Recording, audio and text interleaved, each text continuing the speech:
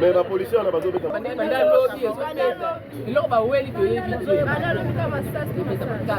ok, tu es côté à Kimia, mais tu sais na bino baboti ya mikolo oyo vous pouvez décevoir mingi.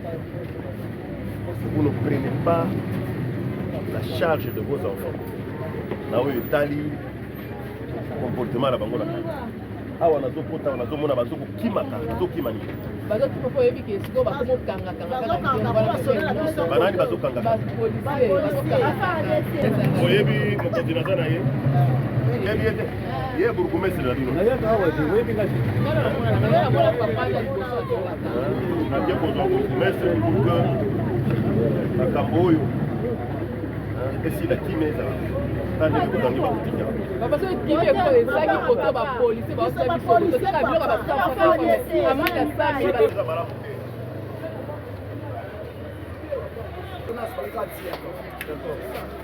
bakutana mutu aza na carte baza na posa carte policier kobana na FARDC na policier tozala kuta distinction il fallait babatelaka biso na biloko na biso mais tokóma na bainsécurité donc bamoni ata komeli ordonnance ya maladi bango bakokata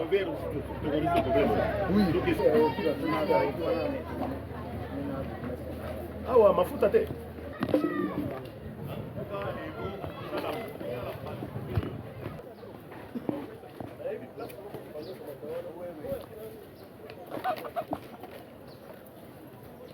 lelo bakotambola ensemble pour que bakanga bato bazokotunza bino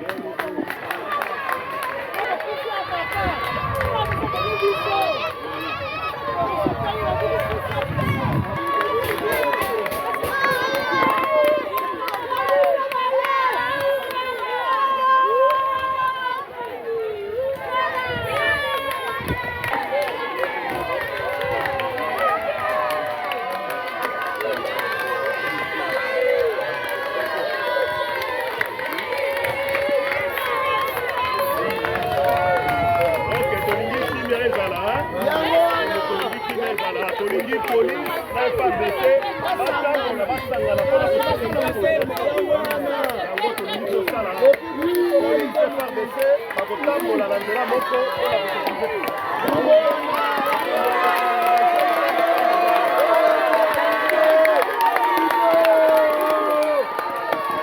FARDC nyokoli biso awa batambolela bakulua batambolela bakulua FARDC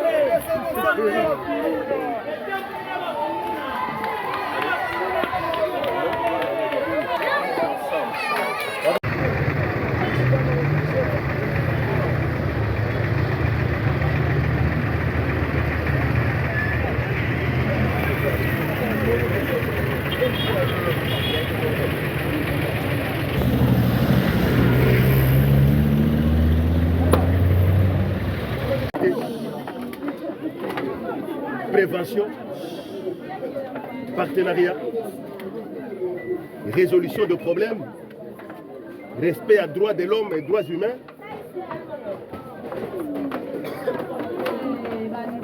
Voilà. Les dévabilités. Nous allons électrolibrité. Nous sommes au Sala. Nous doit rendre compte. Autonomie 3P, na 3R. Doctrine ya biso ya police. Policier nyonso zenge na yeba doctrine. Musala na ye ezali ya kotia kimia na population.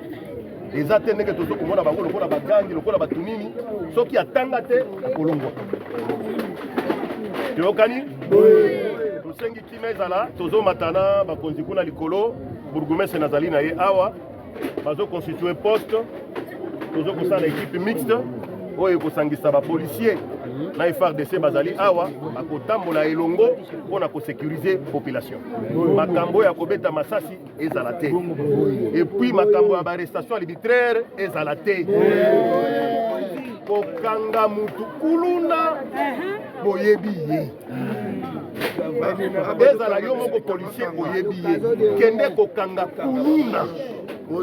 Chaque jour tozokanga oyo azokutungisa population mais ekosila te. Yango tozoloba microbe soki esili na nzoto moto azongi malamu. Esengeli to éliminer yango te. Donc esengeli to neutraliser bango. Donc kokanga jeune te. Kokanga te parce que kuluna ebundamaki wana yo ozeli bake aprende oyo kokanga bana parce que papa ya kopesa sami eloko wana mestre. La police nationale congolaise na loi na ye oyo babengi ya organisation na fonctionnement na ye na article na 184 nous dépendons de vous, de l'autorité établie. Yo nde mokonzi ya police wana ase oyo etali biso ba policier. Article 184. La police est soumise à l'autorité locale établie que vous êtes. Donc vous avez le droit de veiller dans la irrégularité. Arrestation arbitraire. Vous devriez vraiment vous enquérir. Oh, jeune bakangé pour l'année. Aza kuluna te. Mutu alobi aza élève. Bakangé pour l'année. Est-ce que souki ezali infraction? Si vous avez une infraction en Jamaïque, vous pouvez vivre.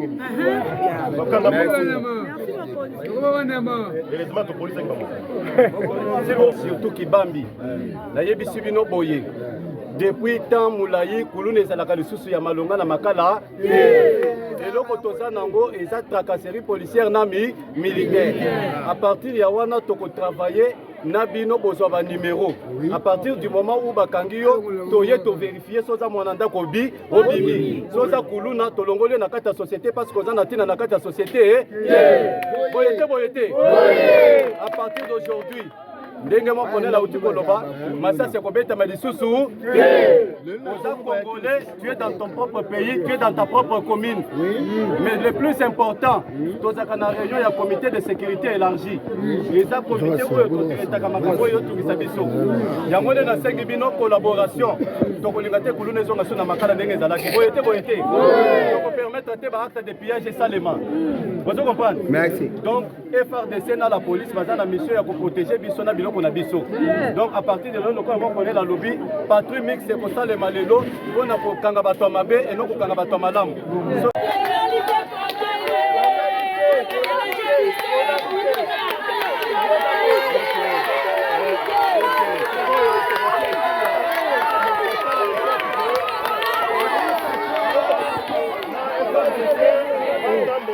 elongo mpona kosécuriser bino. Merci papa.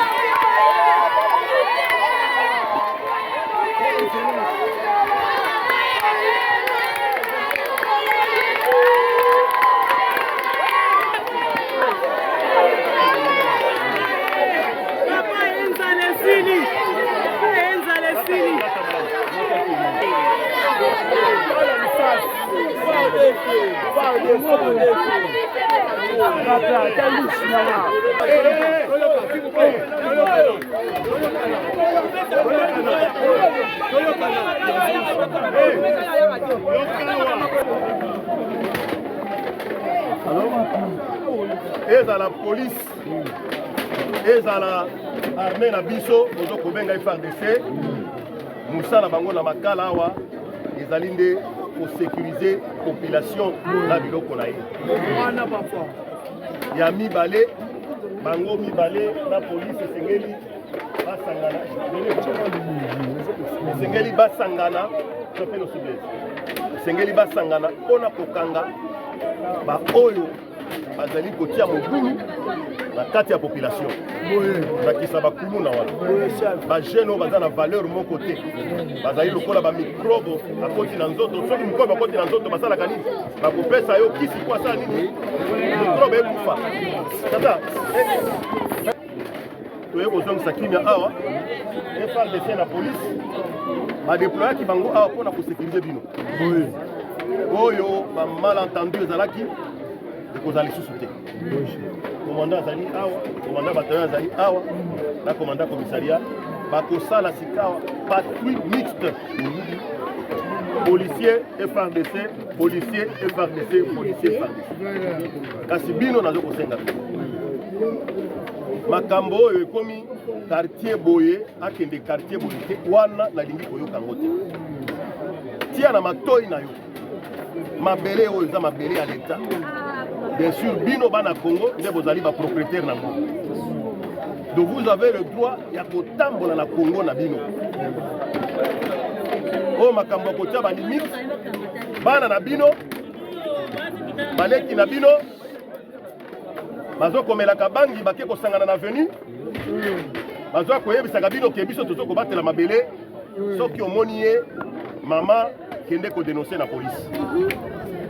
Et na mikolo koya bokomona ordre oyo tokopesa parce que bato wana kene alobi ke baza lokola bamicrobe nyonso puke yo obika soza na nzoto na yo esengeli yango elimwa donc bango wana esengeli balimwa pour ke kimia ezala tokovivre te na capitale na badésordonné ya bana wana. Je vous dis bango mibale bazo kosangana lelo bakosala patrouille oyo nyonso benge kuluna à cause de la neutraliser.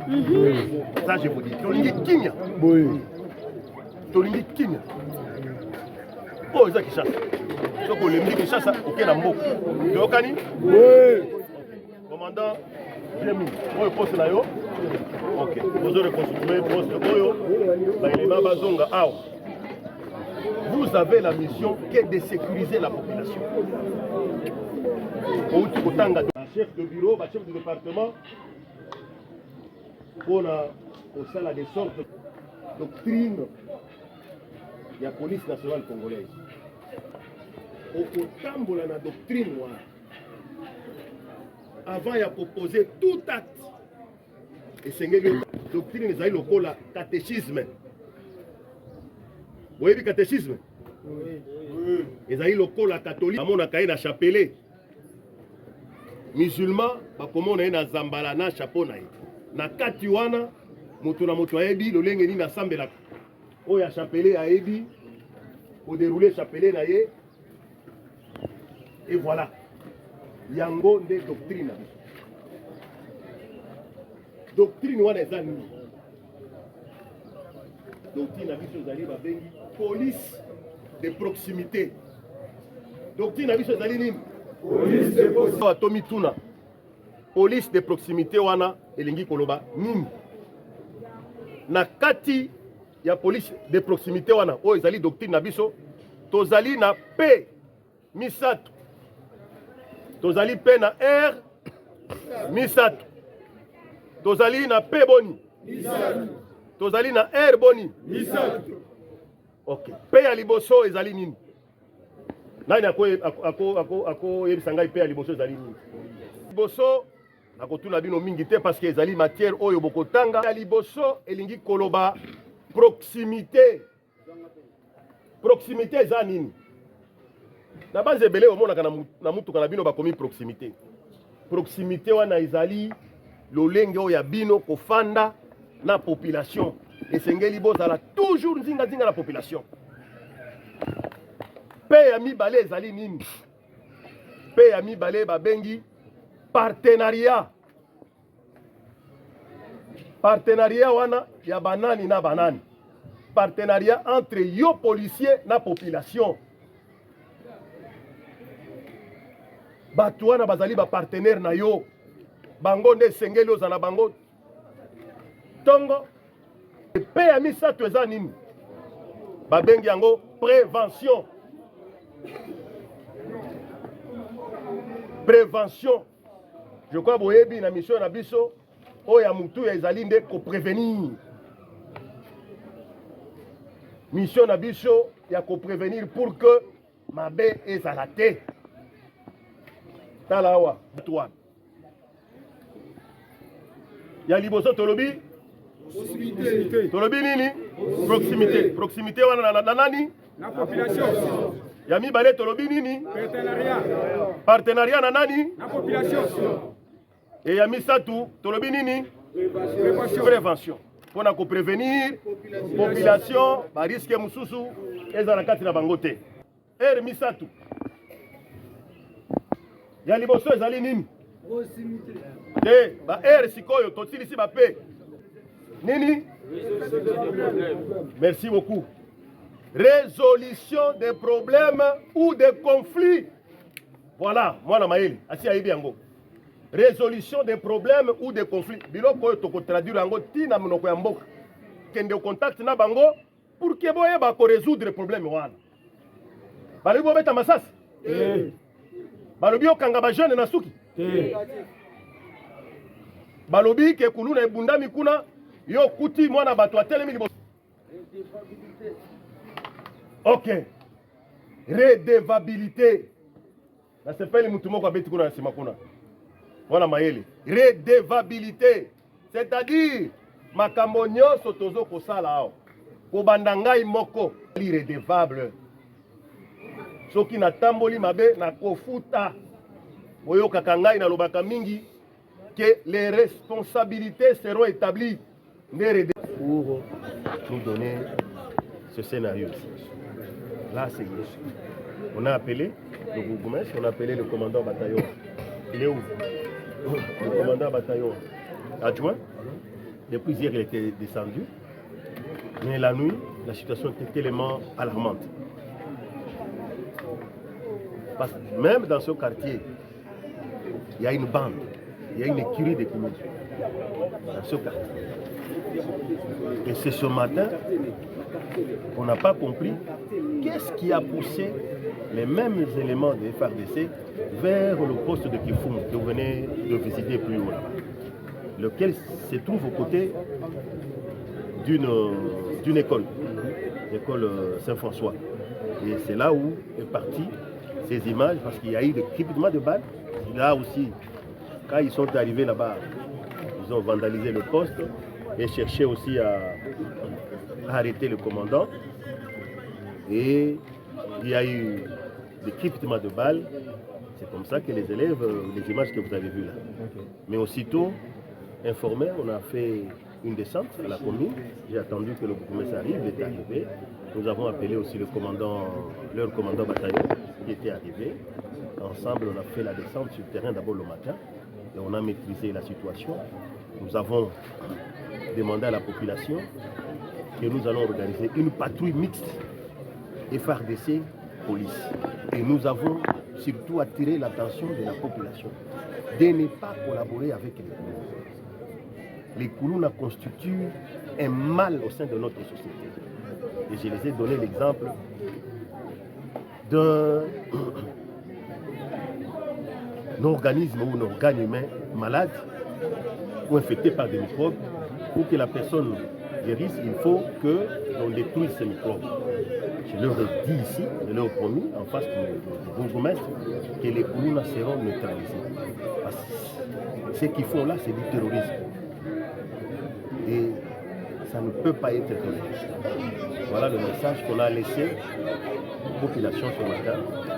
Et jusque-là, la situation est calme. On a dû récupérer le policier qui était aux arrêts, ainsi que l'arme qu'on a remis au commandant du poste. Le commandant serait un peu malade parce qu'il avait été tabassé. C'était un peu ça. Est-ce qu'il y a eu Il n'y a pas eu mort d'homme. Nous avons que 3 policiers blessés, le commandant d'ici, le lieutenant Francis qui est blessé, son policier aussi que je viens de récupérer au cachot,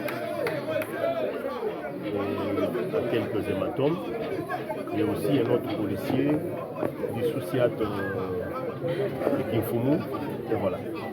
Il n'y a pas eu de mort, ni de... Je ne sais pas si le bourgmestre a eu une information contraire à me donner, mais sinon le travail qu'on a abattu depuis hier, ce matin, en tout cas on n'a aucune information sur une quelconque perte en vie.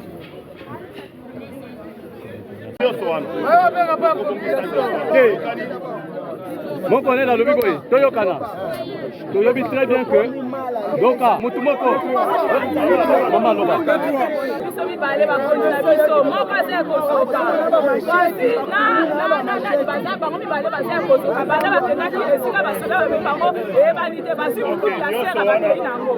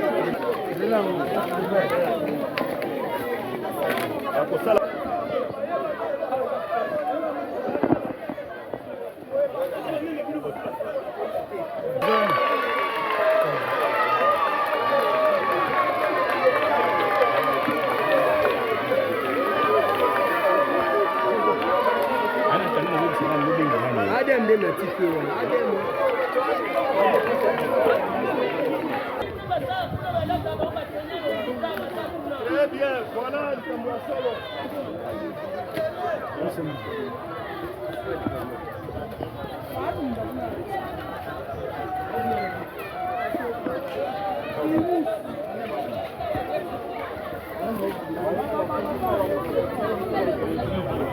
Nous avons tout.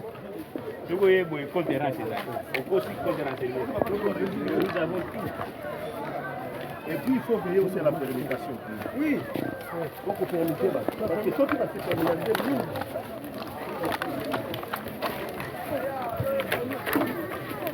pour nous donner ce scénario-ci. Là, c'est on a appelé le bourgmestre, on a appelé le commandant bataillon. Il est où? Le commandant bataillon adjoint. Depuis hier, il était descendu. Mais la nuit, la situation était tellement alarmante.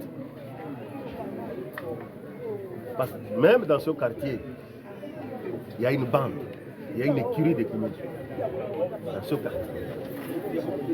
Et c'est ce matin qu'on n'a pas compris qu'est-ce qui a poussé les mêmes éléments de FARDC vers le poste de Kifoum que vous venez de visiter plus haut là, lequel se trouve aux côtés d'une école, l'école Saint-François. Et c'est là où est parti ces images, parce qu'il y a eu des cryptements de balles. Là aussi, quand ils sont arrivés là-bas, ils ont vandalisé le poste et cherché aussi à arrêter le commandant. Et il y a eu des cryptements de balles. C'est comme ça que les élèves, les images que vous avez vues là. Mais aussitôt, informés, on a fait une descente à la commune. J'ai attendu que le bourgmestre arrive, il était arrivé. Nous avons appelé aussi le commandant, leur commandant bataillon qui était arrivé. Ensemble, on a fait la descente sur le terrain d'abord le matin et on a maîtrisé la situation. Nous avons demandé à la population que nous allons organiser une patrouille mixte FARDC police. Et nous avons surtout attiré l'attention de la population de ne pas collaborer avec les Koulouna. Les Koulouna constituent un mal au sein de notre société. Et je les ai donné l'exemple d'un organisme ou un organe humain malade ou infecté par des microbes. Pour que la personne guérisse, il faut qu'on détruise ces microbes. Je leur ai dit ici, je leur ai promis en face du bourgmestre que les Koulouna seront neutralisés. Parce que ce qu'ils font là, c'est du terrorisme. Et ça ne peut pas être toléré. Voilà le message qu'on a laissé aux populations ce matin. Jusque-là, la situation est calme. On a dû récupérer le policier qui était aux arrêts, ainsi que l'arme qu'on a remis au commandant du poste. Le commandant serait un peu malade parce qu'il avait été tabassé. C'était un peu ça. Est-ce qu'il y a eu Il n'y a pas eu mort d'homme. Nous avons que 3 policiers blessés, le commandant d'ici, le lieutenant Francis qui est blessé, son policier aussi que je viens de récupérer au cachot, et à quelques hématomes, et aussi un autre policier du Souciat de Kinfumu, et voilà. Il n'y a pas eu de mort, ni de... Je ne sais pas si le bourgmestre a eu une information contraire à me donner, mais sinon le travail qu'on a abattu depuis hier, ce matin, en tout cas on n'a aucune information sur une quelconque perte en vie. Un chef de bureau, un chef de département, on a au sein des sortes de doctrine de la police nationale congolaise. Au la doctrine avant de proposer tout acte. Et c'est une doctrine qui est le catéchisme. Vous voyez le catéchisme? Oui. Et ça le la catholique. On a caillé dans chapelet. Musulman, comme on est dans Zambala, na chapeau na. Na katiwana, moto na moto ayebi, le lenge ni na sambela. Oh ya chapelet ayebi, pour dérouler chapelet na ye. Et voilà. Yango de doctrine. Doctrine wana eza nini? Doctrine na biso ezali babengi police de proximité. Doctrine na biso ezali nini? Police de proximité. Atomi tuna. Police de proximité wana elingi koloba nini? Na kati ya police de proximité wana o ezali doctrine na biso tozali na P misato. Tozali P na R misato. Tozali na P boni misato. Tozali na R boni misato. Ok. P ya liboso ezali nini? Nani ako yebisangai P ya liboso ezali nini? Liboso akotuna bino mingi te parce que ezali matière oyo bokotanga. Ya liboso elingi koloba proximité. Proximité eza nini? Na base ebele omonaka na mutuka na bino bakomi proximité. Proximité wana ezali lolenge oyo ya bino kofanda na population. Esengeli bozala toujours nzinga na population. Pe ya mibale ezali nini? Pe ya mibale babengi partenariat. Partenariat wana ya banani na banani. Partenariat entre yo policier na population. Bato wana bazali ba partenaire na yo. Bango nde sengeli ozala bango. Tongo. Pe ya misato eza nini? Babengi yango prévention. Prévention. Je crois boyebi na mission na biso oya mutu ya ezali nde ko prévenir. Mission na biso ya ko prévenir pour que mabe ezala te. Talawa toi. Ya liboso tolobi proximité. Tolobi nini? Proximité. Proximité wana na nani? Na population. Ya mibale tolobi nini? Partenariat. Partenariat na nani? Na population. Et ya misatu tolobi nini? Prévention. Pona ko prévenir population ba risque mususu ezala kati na bango te. Misatu. Ya liboso ezali nini? Proximité. Ba sikoyo totilisi ba pe. Nini? Merci beaucoup. Résolution des problèmes ou des conflits. Voilà, moi na maeli, asi ayebi yango. Résolution des problèmes ou des conflits. Biloko oyo toko traduire yango tina monoko ya mboka. Kende contact na bango pour que boye ba ko résoudre problème wana. Bali bo beta masasi. Balobi okanga ba jeune na suki. Balobi ke kuluna ebundami kuna yo kuti mwana bato atelemi liboso. Ok. Redevabilité. Na sepeli mutu moko abeti kuna na sima kuna. Voilà mayele. Redevabilité. C'est-à-dire makambo nyonso tozo kosala awo. Kobanda ngai moko irredevable. Soki na tamboli mabe na kofuta. Oyo kakangai na lobaka mingi que les responsabilités seront établies. Respect des droits de l'homme et des droits humains. Respect des droits de l'homme et des droits humains. Pour respecter Moutou.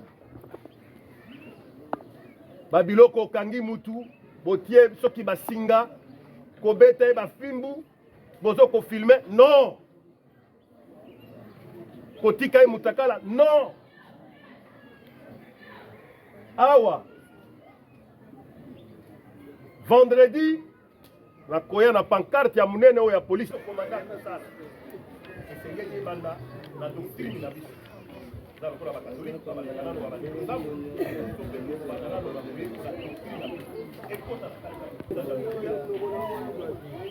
Oyo. Vous avez la mission bakoya tokotambola bango elongo mpona kosécuriser population kaka na mibale wana tika kosala kimoninga na kuluna tolingi komona awa te o éclaireur, pas question d'éclaireur.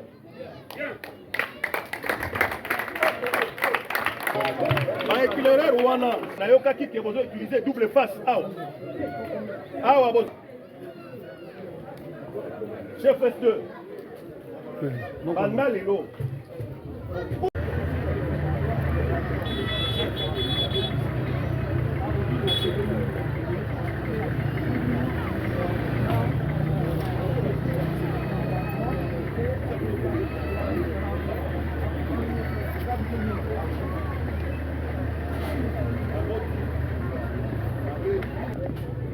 ata zangi moya kotangisa ete me okokende ata kosalisa ye ayeba ata misala ya maboko meti yango na matoi na yo lelo ke kuluna azali terroriste toyokani kuluna aza nani terroriste bon sikoyo na bamboka mosusu terroriste basalaka ye nini ok kuluna aza terroriste akozala neutraliser ezali bosoto ekoti na société na biso selengeli tolongolango pe kuluna baza mukie bino na biso toza na même morale toza na morale ya développement ya mboka na biso toza ebele nakosi siko bato moko ndambu boye nde babana kotumisa biso tokosisa likambo je vous assure ekosila mais yo moboti yo ozali responsable ozo kotikaka ba jeune na yo bana na yo na quartier balekaka bafandaka na kwe wana mpe bazopesa biso simboki mosusu opesa biso moko tosoma matériel mabele ya yo oza locataire lupango ya pamba oza nango te siko mabele nde ekomi ya yo bato ya ngambu kuna bakatisa te awa nayoki makambo ya mai banani bazoboyaki bato ya mai baya kotoka mai banani bazoboya bango mpe on va s'occuper de nani azokabola bakartier bourgmestre ye atelemi awa ye nde alobaki ke quartier oyo bagata ekende na nini na tampa te ok merci mingi okende kotia kimia na bisika na bino nyonso police ezozonga biro na ye awa lelo bazokosala patrouille na bango ensemble toyokani tolingi komona éclaireur te otika bango basala misala merci beaucoup.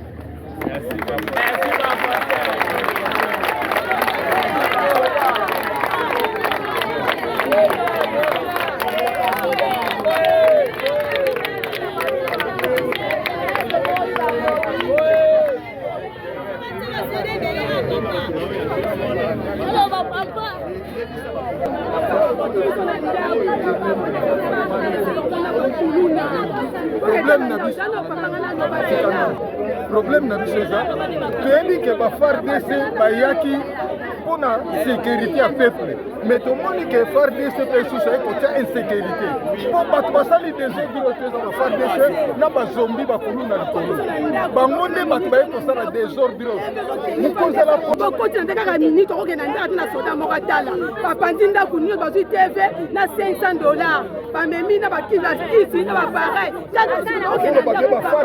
FARDC bakulu na basangani bango nyonso Voilà, va ensemble tokende na mwa réunion.